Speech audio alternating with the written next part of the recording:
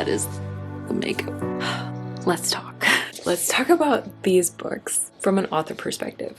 I have a lot of feelings, a lot of reaction, like reader reactions too. Whoa. But a lot of reactions from an author point of view, and I haven't seen anybody talking about these books from an author point of view yet. In fact, my friends, I just want to talk about the books, okay? I just want to talk about these books. And yes, I'm wearing pajama pants. Just pretend you don't know, okay? There's a reason it's cut off right here. Grab some snacks and a drink or whatever. This is my current favorite. So good. There we go. Okay. Let me pull my computer over here. That's why I've got my blue light blockers on so I can read my notes and not forget anything before going into fourth weighing and reading it. I almost didn't. Funny enough, I saw so many negative reviews, and it's really weird because when you go and look on Goodreads, at least at the time of reading this, it had like 300,000 reviews or more. It's probably close to 500,000 now. It's insane. I'd say like 1% of them were the 1-star reviews, and yet that's what I was seeing. Maybe because on social media, people got reactions out of that. I don't know. I'm not sure. It felt like a lot of people were disliking it. So I actually went in expecting it to be terrible, and I was very pleasantly surprised. I really enjoyed this. There were some things where I was like, this is a little bit weird, whatever.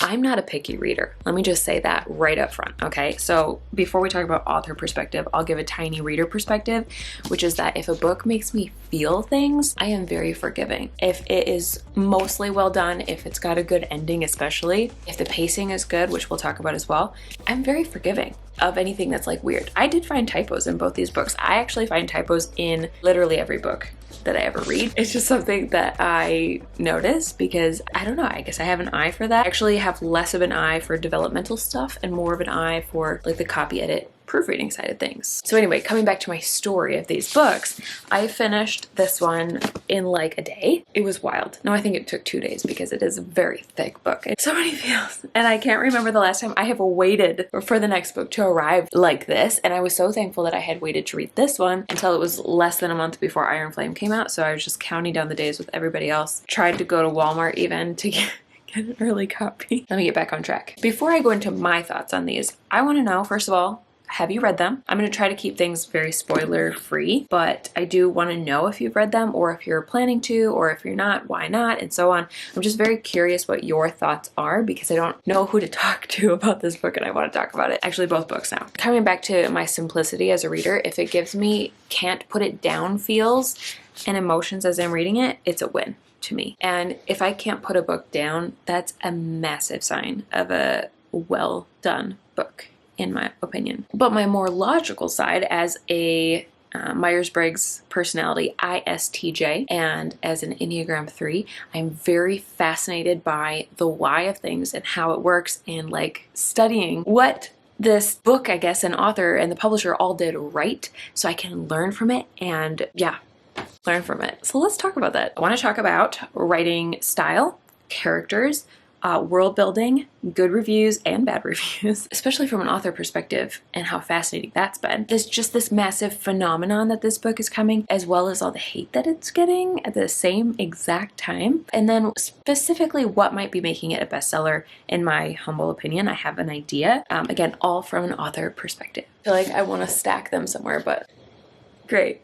You can see half the book. I was trying to be all cool and set these up, but there's a glare on it. Whatever, who cares? Okay, writing style. This is one that a lot of people are griping about, especially, funny enough, with Iron Flame, at least that I've seen. And I just think it's really fascinating to watch reader reactions, because one person made a really good point. They were like, guys, the writing really didn't change that much from one book to the other. Like, they joked that this is the book where you get the line, he was flaming hot, scorching hot, so hot, get you in trouble hot, or something like that. I misquoted it really bad. I was like, that's a valid point. The first thing from an author perspective is, if readers enjoy it, who gives a crap if it's like perfect writing or not? That's the first thing. I think that even though it comes across kind of goofy to read something like that, especially in a fantasy book, I think that might have been why it struck people as weird. It definitely did stand out to me too. Sorry, there's like a glare coming off this. I should keep these on. It's actually really smart of her to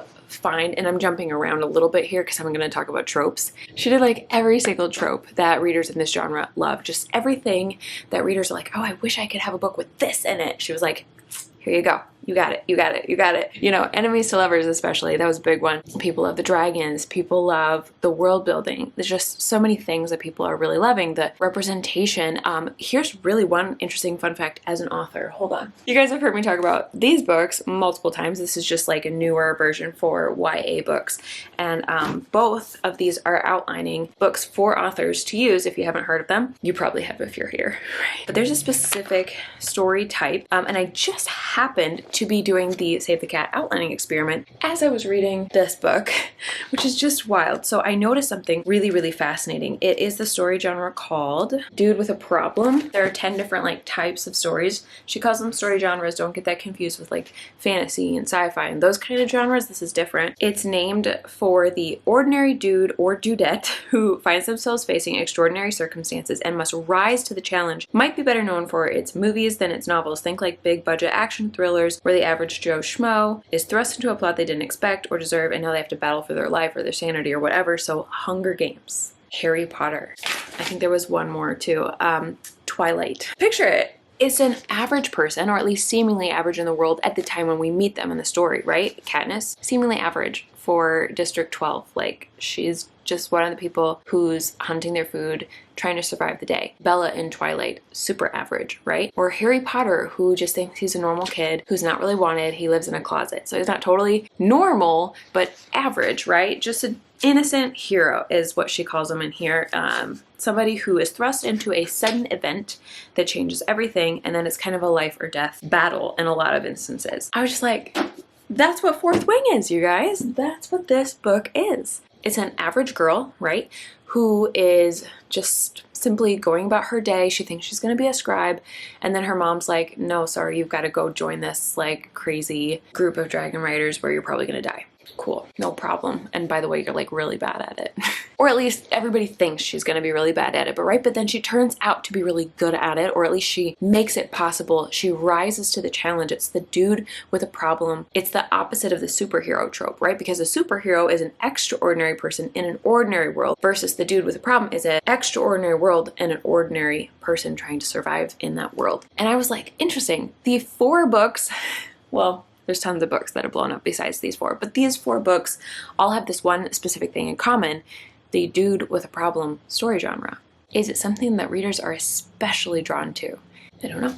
I'm terrible at this. I don't do book reviews. Not that this is a book review by any means. It's not. It's just me rambling at night when I'm excited after finishing Iron Flame and I want to talk about it. Whatever, I can't fix it. Let's keep going. So we already touched on the writing style, which essentially, to sum up, I just noticed that a lot of people are hating on it. And I will admit, I did find myself reading a little slower in Iron Flame, and I found a few more typos than in the first book. But that said, I'm happy that she rushed it. I don't care. It was still an amazing story. It was still very enjoyable to me. So I'm just curious what your thoughts are, because I feel like as authors, one of our biggest conundrums, I don't know what word I'm looking for, it's late, but one of the things we run into the most is I need to write the best story possible as fast as possible. How do I make these go together when they really don't? Because if you really want it to be amazing, you're just going to keep working on it and working on it and working on it. But if you really want it to come out fast, it's like, well, I have a deadline, I have a deadline, I have a deadline. Let's keep this moving. Let's keep going. Let's move on to the next thing. I can relate to that balancing act of let's go as fast as possible while still making it good. And it's a juggling act. And here's the thing, again, from an author perspective, knowing for a fact, and having read a lot of books as well, that there's no such thing as a perfect book. I actually think this was really well done. So that's why I find it interesting that readers are tearing it apart. So let's just jump straight to that, because honestly, all of my thoughts kind of revolve around how there's so many good reviews and so many bad reviews at the same time. Being that I didn't really read reviews ever back when Harry Potter and Hunger Games and Twilight came out, this is kind of my first experience being in the book community when something is this viral, if that makes sense. Just full confession, okay? Let's talk real talk now. When I started reading Fourth Wing, even before I started it, I'm pretty sure it was like before I'd even opened the first page, I was like a little bit jealous. I was like, this is incredible. People love this book. Like, I want this. I would love to have a book be this successful. How incredibly cool would that be? So jealousy, but also like anticipation, excitement, hopefulness. Like, I try not to get into comparison, but I did struggle with it a little bit because I was like, how will I ever get to this point? I should just give up. because this author is so incredible and amazing and everyone loves this book so much. This is the only book they're going to be reading for the rest of their lives, right? So lots of irrational thoughts like that. I just remember thinking, I'm just so impressed and trying to pay attention. Of course, I get sucked into books and I stop paying attention. I could never, for the life of me, annotate a book while reading. I don't know how you guys do that. Do you do that? Let me know in the comments. But now I'm jumping into another topic, which is, what if it wasn't just successful because of the writing and the story? I think the story is important. Again, from an author perspective, if the story itself isn't good, then it shouldn't matter how much marketing is put in, because readers won't enjoy it. And I've read some pretty bad books and I can tell you that at some point the reviews start to reflect that and the readers get aware, and there will always be some people who support the author, and I think that's awesome, but there has to be something to this book for it to be this well loved. I do believe that, and in my personal experience I really did enjoy it as well. So it is a good book. Let me preface it by saying that. But then on top of that, what else did they do?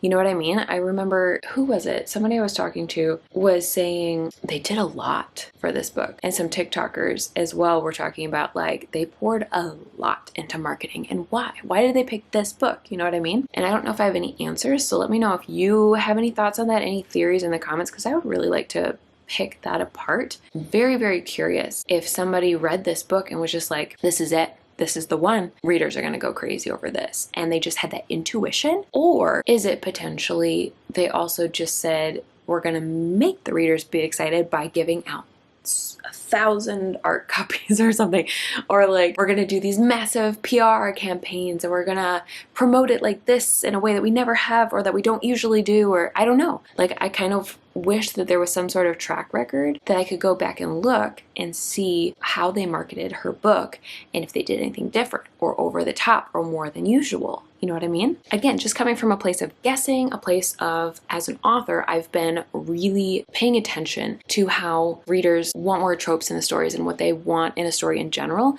Again, we just did the Save the Cat outlining experiment, and in that experiment, I also talked about the book Seven Figure Fiction, where Theodora Taylor describes how you can basically put butter into books and make them taste good by adding all these tropes that readers love, or not necessarily tropes, but universal fantasies that are things that will just draw in readers and make them excited and enjoy the story. So like universal fantasy, this amazing good-looking guy who everybody looks up to and who is amazing in every way falls for you. Like, that's a fantasy. That's a universal fantasy. Or you are the girl who is just ordinary, but you get thrust into extraordinary circumstances and manage to succeed every time and prove everyone wrong. That's a universal fantasy. Or how about you get your own dragon? Universal fantasy. Well, it is now anyway. Okay, I'm getting all over the place. Let me look at my notes so I stay on track. We've talked about writing style, the good and the bad reviews, how it's a massive phenomenon and yet it's also getting hate and the confusion there.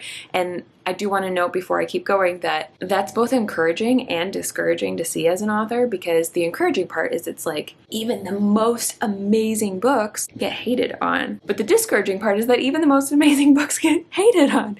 You know what I mean? Like, I said this to an author friend when I was having a writing date. So I was telling her after I finished reading Fourth Wing, I went to read reviews because I was like, wait a minute, maybe I missed something. Like, I love this book. Why do people hate it? I just need to go read reviews. And I was getting like hurt feelings for the author. And it wasn't even my book. Like, it was almost, not quite, almost the same, like, shock and what do you mean you didn't like it kind of reaction as I would get to bad reviews of my own book. And again, it's like 1% of people on Goodreads, 1% were the 1-star reviews. And my book, it's very minimal as well. I don't know what the exact percentage is. I'm scared to look now, but the point is that no matter how many amazing reviews, like I could just dream of getting 300,000 plus reviews. And that one bad review, that one review, she had somebody, I can't remember exactly how they put it, but they were like, she should never write a book again. And I just like, I flinched. I was like, did they just say that? Like, they just said that about this book? And this author? Like, are they crazy? Or am I crazy? But no, it just goes to prove that no matter how much you love your book, how much most of your readers will love your book, there might, and probably always will be, at least 1 or 2 people who don't. And the bigger you get, the more people who don't. I don't really know if I had any like tips or anything to go with that. I just felt it in my soul, so I thought I'd share. Anyway, coming back to this, we did talk a little bit about what might specifically be making this book a bestseller. And so I kind of touched on how she's being really smart about the tropes in universal fantasies, which, funny enough, I really strongly believe that's why there's hundreds of thousands of reviews loving on it. But there's also those readers who are like, it's too tropey, and it just cracked me up because I'm like, you can't win. You can't win. But I have some other theories on things that might be making it a bestseller. I'll leave my strongest opinion for last, but let's also talk about characters and world building. So the characters, no, actually, let's talk about world building first. The world building is, in my opinion, my favorite type of world building. So you'll have readers who like what's called epic fantasy, where it's just world building upon world building, and you'll get these long paragraphs of like why the politics are the way they are and where the trash system is and how so-and-so interacts with this other type of class, and it's not relevant to the story even sometimes. That's not my kind of fantasy, but some people love that fantasy. My dad loves reading that kind of fantasy. I made that sound weird when I described it. He likes like Wheel of Time and stuff like that, which I enjoyed but was a little bit overwhelmed by, okay? And then there's this other like flip side that is getting more and more intense over time, which is called romantasy, aka it's really about the romance with a little sprinkle of fantasy thrown in. And then there's everything in between, right? And so what I love and what I try to write personally is very similar to this style of world building, which is only share if it's relevant. People are doing all these crazy, hilarious, awesome reactions. Like, I think this means this, because when Rebecca Yarros put something in her book, it's relevant. She put it there for a reason. And it's very, very interesting. Honestly, and this is a side tangent, but I actually have a theory that she does read some reviews, because people were reacting and saying, what if Xaden is not endgame? And in this book, there was an exact line using the word endgame. Again, I won't spoil it for you, but I was like, does she read her reviews? Even though people are hating, she still reads her reviews. I think she reads her reviews. This is like a fun author reaction because I'm super curious how she handles her reviews, especially when there are some painful ones, but there's also so many amazing ones and so many fan theories where you could be like, ooh, I hadn't thought of that. Like if I was her, if I was the author, I kind of would want to read some of these, or I might want like a writer friend or she has an agent to read them and like filter out the not so nice ones so that your creativity is not totally shredded and give you the more interesting fan theories, and then you could be like, ooh, I did not think of that. I'm gonna totally use that. Because there are like dozens of fan theories already about what might happen. It's fascinating. It's really, really, really, really fun. And I think if I were in her shoes, I would actually want to hear what fans think might happen, and then I would potentially change what I was gonna do if I liked something else better. I'm admitting that to you completely honestly, because I've actually done that once in my books. They were like, I really wish these characters had a kiss. Before release, my books went out to an art team, and I saw a review that was like, I really wish these characters had a kiss. I wrote it, I added it before release, and I updated it.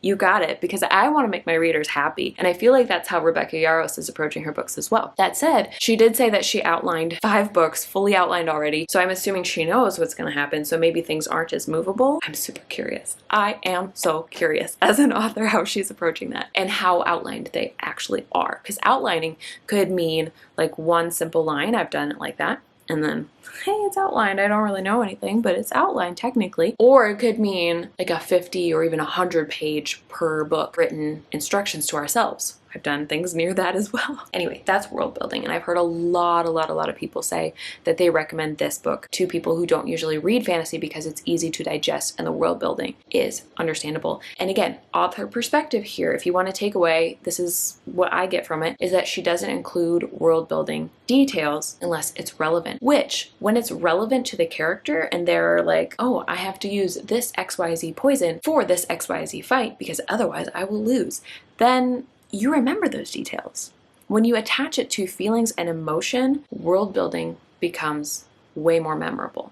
So I think she did a really great job actually at that. But the other two things that I think contributed to it being an amazing bestseller are the characters and the pacing. Characters are actually my weakness that I have spent the last 7 books working on getting better. As I became more and more aware of it, I was like, I'm very plot focused, right? That's what comes to me first most of the time. But I have found that if a reader doesn't like the character, or if the character doesn't make sense, I won't say relatable because sometimes it's a villain. I have a villain right now. My beta readers have been saying that she is relatable, which is really fascinating to me. And they're saying that I've written her in a way that makes them actually sympathetic to her and see why she did the things she did. And I think that that's something I really, really had to work hard at. It doesn't come as naturally to me as it does to some authors, but that is what makes a reader want to keep reading, not the plot. It's the characters that drive them to want to know what happens. And then number 2, it's the, I'm going to call it the pacing, even though it's kind of multiple things. So the pacing really, in my mind, refers to, is there a question that's driving you forward that you have to have answered? And then as it's answered, another is brought up and it drives you forward. And so you're just driven forward. You're like, okay, I need to know this. I need to know this. Okay, I got it. Oh, I need to know that now. Okay, I got it. Oh, I need to know this now. And just like